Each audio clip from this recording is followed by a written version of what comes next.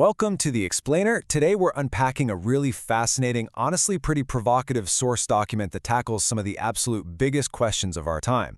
It presents a super bold thesis that our current democratic and economic systems are just fundamentally failing us. But what's really cool is that instead of just complaining about it, the author proposes a highly specific mechanical solution to actually fix it. So we're going to break down their diagnosis of the problem and then take a close look at the blueprint they offer for a radically different future. It's a completely wild read, so let's jump right into it. Here's the game plan for how we'll break down this manifesto today. 1. Democracy in crisis.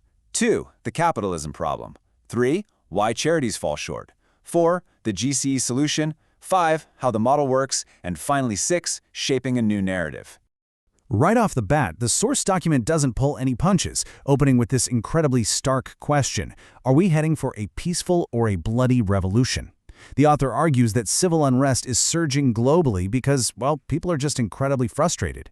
The text points out that when peaceful protests happen over and over but bear absolutely no fruit, society gets pushed right to the brink. It's an alarming observation for sure, but it perfectly sets the stage for why the author feels drastic action is needed right now. And this core quote really establishes the author's severe yet entirely impartial diagnosis. They state, "It is clear that democracy is not functioning for the well-being of all humanity."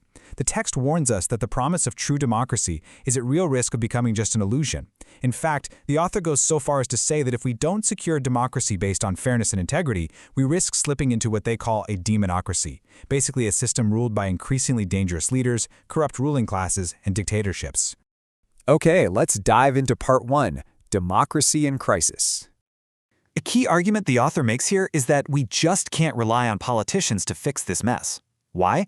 Because the political system itself prioritizes framing literally everything through a purely economic lens, which completely stymies any substantive long-term social change.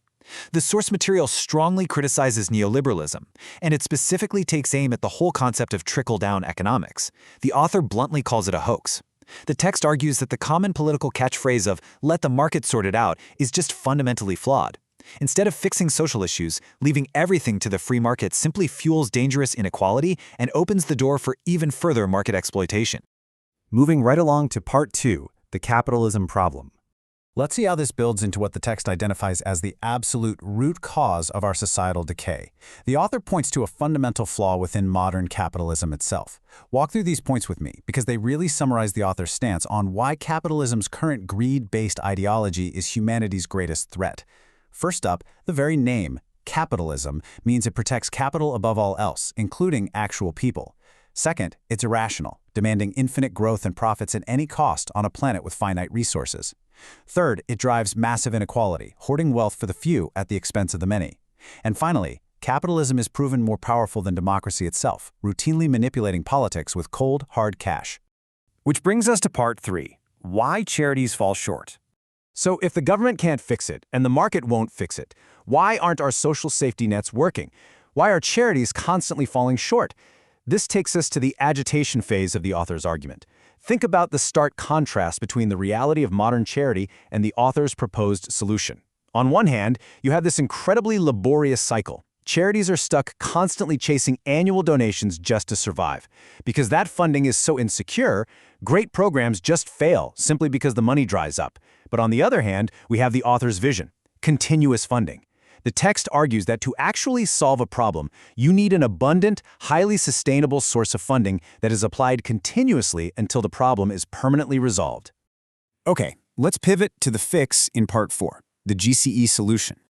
This is the true pivot point of our explainer. We're moving from a pretty bleak diagnosis of our current world to the radical structural solution proposed by the source.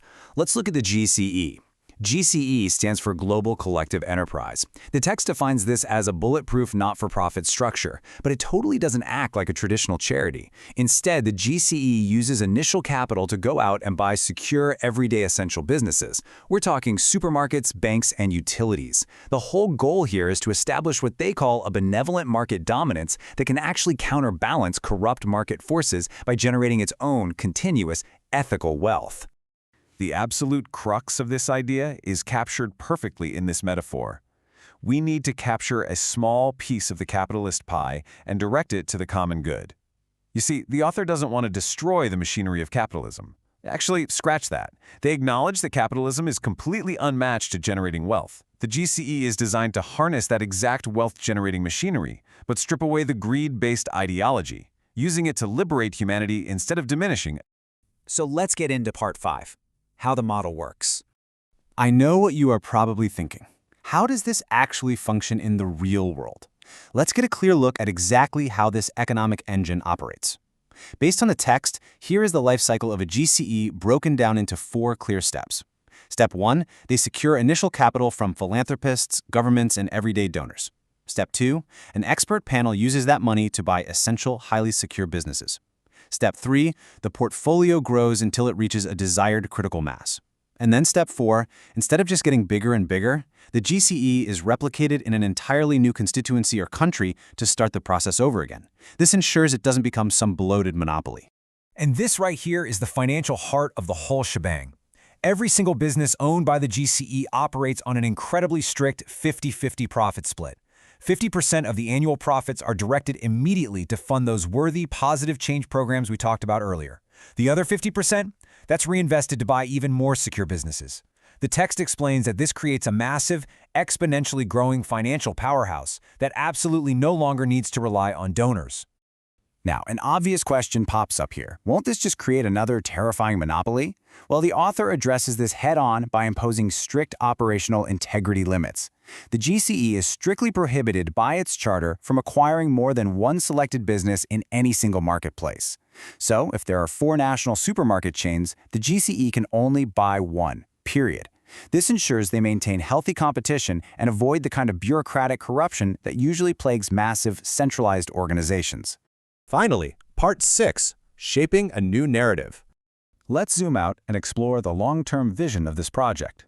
Beyond just generating money, the source text analyzes the profound flow-on effects this enterprise would have on workers and global culture as a whole. Think about the everyday employee experience.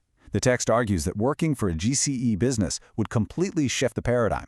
Instead of facing traditional corporate exploitation, workers become active participants in a real social mission. Knowing that your daily labor contributes directly to resolving humanitarian challenges, that creates massive increased fulfillment. This ethical employment drives ongoing community stability and begins to shape a real narrative of hope and peace, basically proving that businesses can be wildly successful without exploiting their workforce. And to truly shape this new cultural narrative, the author outlines a very specific strategy for the GCE to purchase media enterprises. As we all know, modern media is so often driven by profit, frustration, and anger. The GCE would use its 50-50 profit model to run media channels focused on transparency, truth in journalism, and highlighting environmental respect. By controlling just a small number of selected media channels, the GCE seeks to counterbalance those toxic, negative narratives and promote peace to the hearts and minds of mass populations. Which brings us to the ultimate question posed by the source's bold overarching thesis. Can ethical capitalism truly save democracy? The author absolutely believes that by creating a benevolent market dominance, we can establish an ethical counterbalance to human greed. It's an incredibly fascinating mechanical solution to a very deep, very messy social problem. So what do you think about the mechanics of the GCA? Does capturing a slice of the capitalist pie hold the key to our future? Keep exploring, keep questioning, and thank you so much for joining me for this explainer.